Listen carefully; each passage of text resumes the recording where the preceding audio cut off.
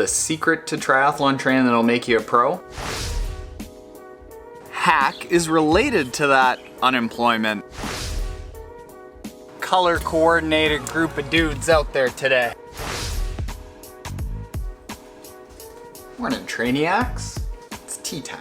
So the triathlon training hacks video that I put up the other day, I was just looking at yesterday for kicks, and it got me thinking about what are the untold triathlon training hacks that pros use. Now, if you came here for the secret to triathlon training that'll make you a pro, you're in the wrong place, because these are the biggest air quote hacks imaginable. Now, the first hack that the pro triathletes use is unemployment. A really big chunk of them, once they get up to that elite level, don't have another job. Triathlon is their job. Their entire focus is to make sure that they're ready for the next race and they stay injury free. Think about how good you could be at your job if it was the only thing that you did. Your entire life revolved around it. From the second you woke up until the second you went to bed, that was your main focus. That was what you designed your life around. You'd probably be pretty good and pretty successful at it. But us age group athletes, we have no choice but to slam in all kinds of other things. Slam in a job, slam in taking care of your kids, dogs, family, real life. It all gets in the way of us being as fast and as successful in triathlon as pros are. Granted, they're taking a big risk being basically unemployed professional triathletes. The rewards are big, but the risk? Woo! Tea time outside. Now, the second hack is related to that unemployment hack. And that's being able to put a huge amount of time on recovery. Things like naps, just lying down, not having to run from work to the next workout, from the workout to work, work to home, to run kids around, to soccer or hockey practice, being able to sleep 8, 9, 10 hours a night, every night. That recovery aspect that pros are able to schedule in a lot easier than the average age group athlete is able to schedule in is a huge benefit to them that allows them to train more intensely, train more frequently, and because they're training more frequently, they need a lot more rest, and then because they get a lot more rest, they can train a lot more frequently and more intensely. Like it's this awesomely vicious cycle of being able to get faster and being able to recover, or being able to recover so that you can get faster. Yes, that way. Now, the third triathlon hack that pros have is all the data that they're able to accumulate through their coaching, their testing, the high performance programs that each of the countries that they have is putting them through. Being able to understand what your body reacts to really well with VO2 max workouts or certain training zones or diet. All of that data that goes into making you faster and better and creating a program that is specifically designed for you is what allows them to go from that, like getting from, say, reaching 80 or 90% of their athletic potential to all the way up to 100 or maybe 110. Reaching potential, oh, Gracie, that's disgusting.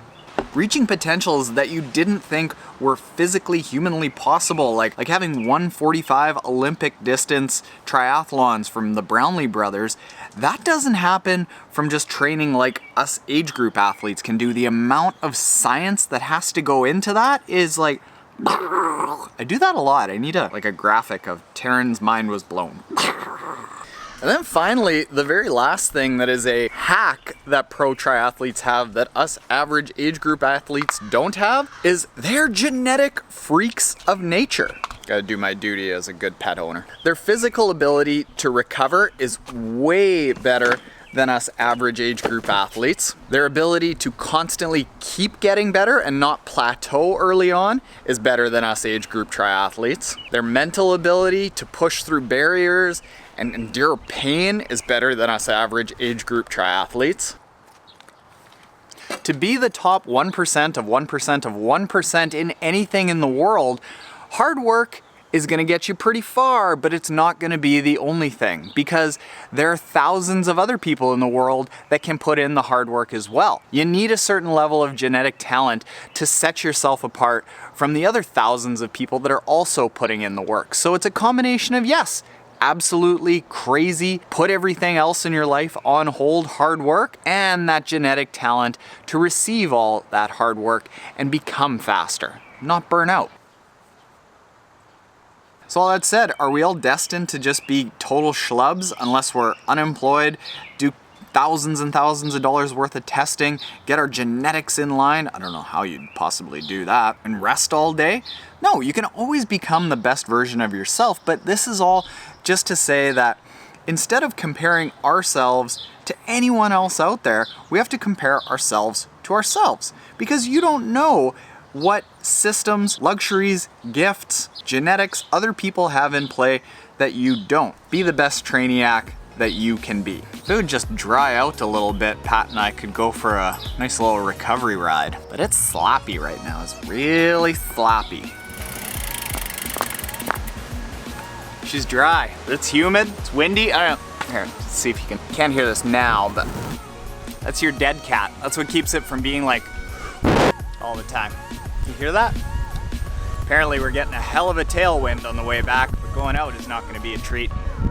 This baby I use for when it's really humid out, because I sweat a lot. Somebody mentioned, and I've been thinking about this for a while, doing Taren, well, more Trainiac kits. But hit the like button below if you'd wear one of these do-rags in Trainiac style. It's looking stylish is the most important. You see how I did this? Red trim, red trim, red trim, red trim, red trim on the hair, yellow, yellow. It's all a part of the plan. All right, out in the wind.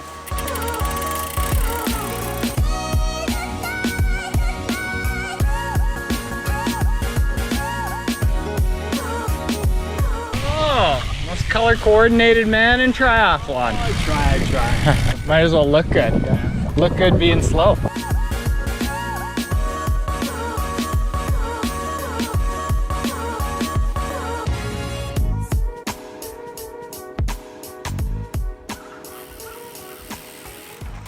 Wasn't that just the most color coordinated group of dudes out there today? We did some pretty good work on the way back into the city. Where are we at, Strava? 48.2K in 144. That way back into the city was good for 3rd overall out of 460 in history at average of 49.8 kilometers for 5.9K in 7 minutes, 12 seconds. And I am a long way behind my buddies Jared and Mark. That felt really good, Trainiacs, even after a big swimming day yesterday. I tell you, carrying a fair bit of fitness right now, which tells me that the volume, the overall plan, the strength that I did for the long swim, I think that I came close to nailing it. Short and easy run tomorrow, and then we get into taper week. The hay is good. I just have too many things going on right now. The hay is in the barn.